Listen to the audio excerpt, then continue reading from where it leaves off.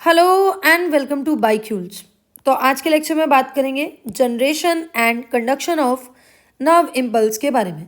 इस टॉपिक को पहले हम डिटेल में पढ़ेंगे, उसके बाद एनसीईआरटी की हाइलाइट्स को भी साथ में कवर करते चलेंगे। तो सबसे पहली लाइन तो एनसीईआरटी में यही मेंशन है, neurons are excitable cells because their membranes are in polarize state. Neurons को हम एक्साइटेबल सेल्स क्यों बोलते हैं? क्योंकि इनकी मेम्ब्रेन के ऊपर कुछ चार्ज प्रेजेंट है, और जैसे ही कोई स्टिमुलस हम इस मेम्ब्रेन के ऊपर देते हैं, प्रोवाइड करते हैं, तो ये चार्ज चेंज भी हो जाता है। मतलब कि यहाँ पर कुछ पोटेंशियल डिफरेंस क्रिएट होता है। अब इस पैराग्राफ में जो भी लिखा है इसको एक डायग्राम के थ्रू समझेंगे, उसके बाद एनसीईआरटी को लाइन टू लाइन रीड करेंगे। लेट्स से मैंने यहाँ पर बना दी न्यूरॉन की मेम्ब्रेन। क्या बना दी? न्यूरॉन की मेम्ब्रेन। इस मेम्ब्रेन को हम बोल रहे हैं एक्सोलेमा। बेसिकली एक्सोन की मेम्ब्रेन को हम बोल रहे हैं एक्सोलेमा। अंदर का जो फ्लूइड है उसको हम बोल रहे हैं एक्सोप्लाज्म, ठीक है? या फिर अंदर के फ्लूइड को आप इंट्रासेलुलर फ्लूइड बोल लो और बाहर आउटसाइड फ्लूइड को एक्स्ट्रासेलुलर फ्लूइड बोल लो। अब देखो होता क्या है, यहाँ पर ना दो आयंस का खेल है। आपको बस उन दो आयंस के खेल को याद रखना है। पहले आप ये याद रखो, बाहर की तरफ एक्स्ट्रा सेलुलर फ्लूइड में सोडियम आयन की कंसंट्रेशन ज़्यादा होगी। बस ये एक पॉइंट याद रखो, बाकी इसी के आसपास पूरा खेल चलेगा।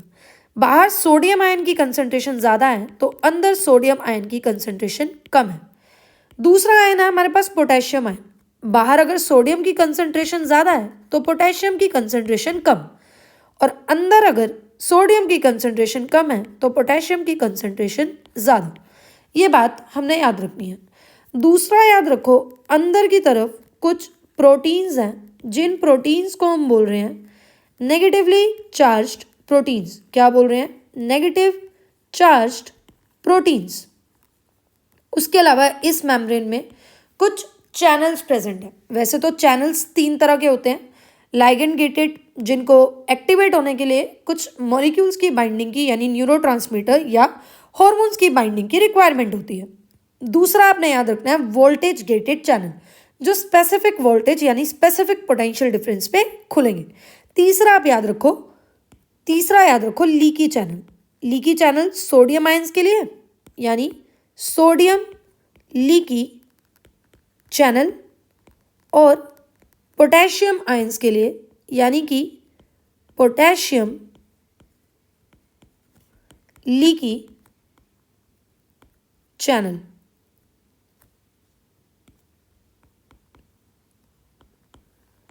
बस यही याद रखो भी। अब देखो, जब मेम्ब्रेन रेस्टिंग स्टेज पे है, फर्स्ट फेज ही हम ये पढ़ रहे हैं, रेस्टिंग स्टेज यानी रेस्टिंग मेम्ब्रेन पोटेंशियल। इसी को आप प्यार से पोलराइज्ड स्टेट भी बोलते हो। सबसे पहली बात तो ये RMP resting membrane potential stage है क्या? ये वो स्टेज है जब नर्व फाइबर कोई भी इम्पल्स कंडक्ट नहीं कर रही है। When nerve fibre is not conducting any impulse. अब इस टाइम पर होगा क्या? इस टाइम पर तीन चीज़ें होंगी, और वो तीन चीज़ें क्या हैं? पहली आपको याद रखनी है, तीनों मतलब मेम्ब्रेन के ऊपर जो तीन काम है वो क्या हो रहे हैं। पहला याद रखना है कि ये जो मेम्ब्रेन है ये इम्परमिएबल है सोडियम आयंस के लिए। यहाँ बनाते चलते हैं, ये हमने एक्सोलेमा बना दी। अब हमें पता है बाहर सोडियम आयंस ज़्यादा थे और अंदर पोटेशियम आयंस ज़्यादा हैं, तो ये मेम्ब्रेन तो इम्परमिएबल है, मतलब बाहर से कोई भी सोडियम आयन अंदर नहीं आ सकते। दूसरा आपको याद रखना है मेम्ब्रेन परमिएबल है पोटेशियम आयंस के लिए, मतलब अंदर जो पोटेशियम आयंस है वो बाहर जा सकते हैं। तीसरा आपको याद रखना है मेम्ब्रेन इम्परमिएबल है नेगेटिव चार्ज्ड प्रोटीन के लिए, मतलब जो अंदर नेगेटिवली चार्ज्ड प्रोटीन थे ये तो वैसे के वैसे रहेंगे। तो होगा क्या? होगा ये कि अंदर की पॉजिटिविटी भी बाहर जा रही है, बाहर से कोई पॉजिटिविटी पॉजिटिव चार्ज अंदर नहीं आ रहे। एक तो अंदर की पॉजिटिविटी बाहर चली गई, ऊपर से अंदर के negative ions negative charge proteins अंदर ही हैं। तो मतलब अंदर का जो सरफेस है वो तो नेगेटिव है और बाहर कंपैरेटिवली पॉजिटिव है, क्योंकि बाहर देखो ना ऑलरेडी पॉजिटिव चार्ज आयंस थे और पोटेशियम आयंस भी पॉजिटिव हैं, ये भी बाहर जा रहे हैं। अंदर से भी पॉजिटिविटी कम होगी और अंदर के नेगेटिव आयंस भी, नेगेटिव चार्ज प्रोटीन भी अंदर ही है। तो यानी पोलराइज स्टेज पे, रेस्टिंग मेम्ब्रेन पोटेंशियल की स्टेज पे अंदर की तरफ इनर साइड जो चार्ज होगा वो नेगेटिव होगा और आउटर साइड जो चार्ज होगा वो पॉजिटिव होगा। इनर साइड चार्ज कैसा होगा, नेगेटिव चार्ज, और आउटर साइड चार्ज कैसा होगा, पॉजिटिव चार्ज। यहाँ पोटेंशियल डिफरेंस जब कैलकुलेट करोगे तो -70 मिलीवोल्ट के करीब करीब आएगा। साथ ही याद रखो इस मेम्ब्रेन में ना कुछ पंप प्रेजेंट है, और वो पंप क्या है, बेसिकली ये थोड़ा सा साइड में बनाते हैं हम। ये है सोडियम पोटेशियम एक्टिव पंप। मतलब यहाँ पर एटीपी का यूज़ हो रहा है। एक एटीपी यूज़ जब होगी तो 3 सोडियम बाहर गिरेंगे और बदले में 2 पोटेशियम अंदर गिरेंगे। ये भी क्या करवा रहे हैं, आयनिक ग्रेडियंट को मेंटेन करवा कर रख रहे हैं, यानी चार्ज डिफरेंस मेंटेन करवा कर रख रहे हैं। ये था सारा का सारा रेस्टिंग मेम्ब्रेन पोटेंशियल, यानी जब मेम्ब्रेन कोई भी इम्पल्स को कंडक्ट नहीं कर रही है। सेकेंड स्टेज है अपने पास डीपोलराइजेशन। क्या है सेकेंड स्टेज, तो सेकेंड स्टेज है डीपोलराइजेशन। अब देखो डीपोलराइजेशन क्या है, मतलब कि यहाँ पर हमें एक्शन पोटेंशियल जनरेट करवाना है। क्या जनरेट करवाना है, एक्शन पोटेंशियल, यानी इनिशिएटिंग अ नर्व इम्पल्स।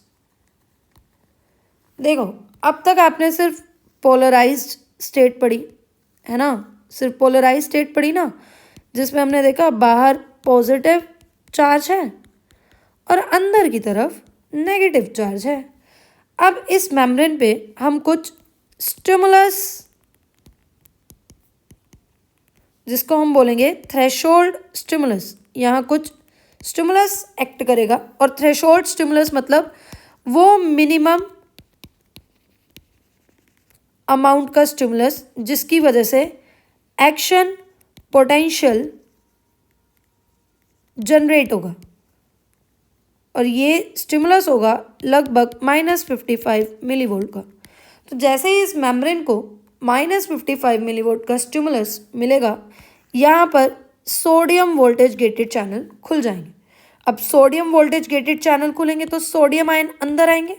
अब देखो हो क्या रहा है, सोडियम आयंस अंदर आ रहे हैं, मतलब अंदर की तरफ पॉजिटिव चार्ज आ रहा है, अंदर की तरफ इनफ्लक्स हो रहा है, इनफ्लक्स ऑफ सोडियम आयन। क्यों, क्योंकि स्टिमुलस मिलते ही यहाँ sodium voltage gated channel open हुए थे।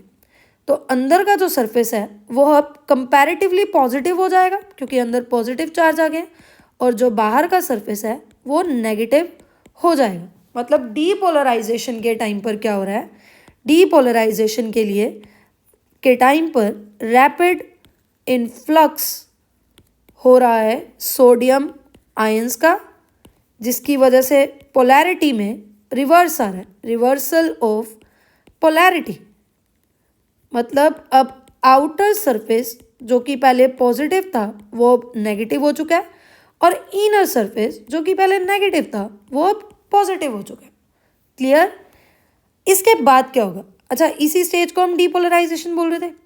इसके बाद क्या होगा, इसके बाद ये जो सोडियम वोल्टेज गेटेड चैनल खुले थे ये कुछ सेकंड्स के लिए ही खुलते हैं, और साथ ही साथ potassium voltage gated channels open हो जाते हैं, और ये जो सोडियम वोल्टेज गेटेड चैनल थे ये तो क्लोज हो जाएंगे।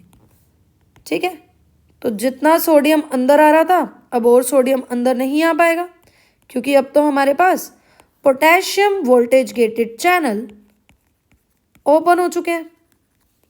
तो potassium voltage gated channel open होने की वजह से अंदर जो पोटेशियम आयंस काफ़ी ज़्यादा थे वो बाहर जाने लगेंगे। कहाँ जाने लगेंगे? बाहर जाने लगेंगे। यानी कि यहाँ पर ई फ्लक्स हो रहा है पोटेशियम आयंस का। Potassium ions diffuses outside. क्या लिख रहे हैं हम? पोटेशियम आयंस डिफ्यूजेस आउटसाइड, बाहर की तरफ जा रहे हैं। तो अंदर से पॉजिटिव चार्ज कम होता जा रहा है, अंदर दोबारा से ओरिजिनली पोलराइज स्टेज में जैसे चार्जेस थे नेगेटिव, वैसे ही अंदर अब नेगेटिव चार्ज आ गया और बाहर पॉजिटिव चार्ज हो गया। मतलब जो सबसे पहले पोलराइज स्टेट थी वो वापस से आ गई। इसी स्टेज को हम क्या बोल रहे हैं? रीपोलराइजेशन बोल रहे हैं।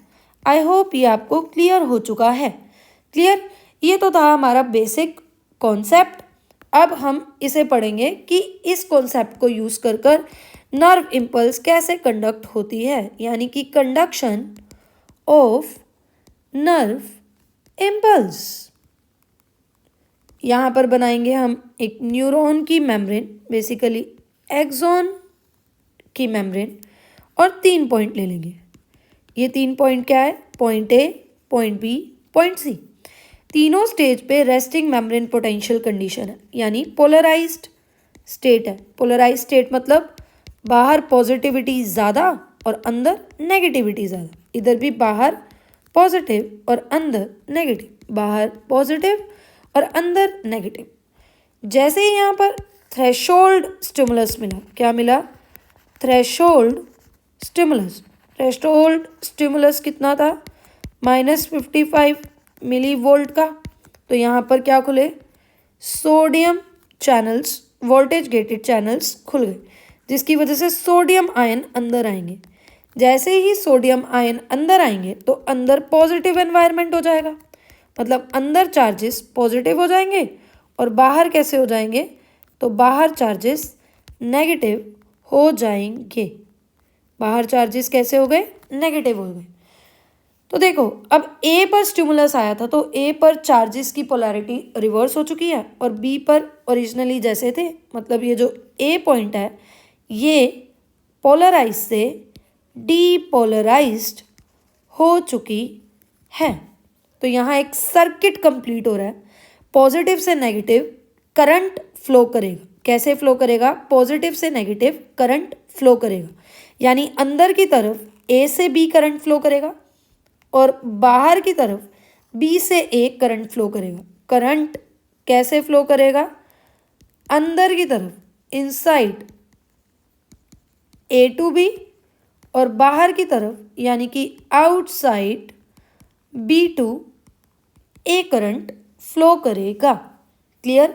अब जैसे ही ये करंट बी में फ्लो कर रहा है ना, बी के पास जा रहा है, तो ये यहाँ पर एक्ट कर रहा है एक एक्शन पोटेंशियल की तरह, मतलब यहाँ पर स्टिमुलस की तरह एक्ट कर रहा है। मतलब यहाँ पर अब इम्पल्स जनरेट होगी, मतलब जो इम्पल्स साइट ए पे थी वो अब साइट बी पर चली जाएगी और ऐसे करते करते पूरी एक्सोन की लेंथ पर ये इम्पल्स चलती रहेगी। मतलब धीरे धीरे जो बी साइट है, बी साइट क्या हो जाएगी? एक सेकेंड, जो धीरे धीरे साइट बी थी ये क्या हो जाएगी?